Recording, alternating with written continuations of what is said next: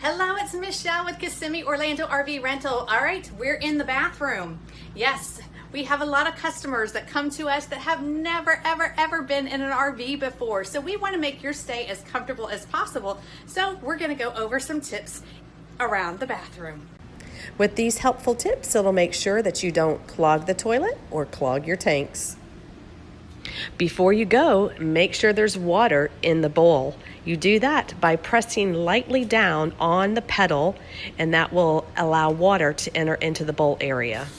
If you push the pedal all the way down, it will actually flush the toilet. To keep those stinky smells at bay, you want to add lots of water down into the tanks. Don't be shy. When you're done, just refill the bowl with water again. As part of your well-stocked RV, we provide plenty of toilet paper. But if you have your own RV and you're curious, Angel Soft is a great product to use in RVs. Warning, warning, warning! Nothing should ever get flushed down an RV tank except for what comes out of your body naturally and toilet paper. When you're ready to rent an RV for your next vacation in Central Florida, give Kissimmee Orlando RV a call.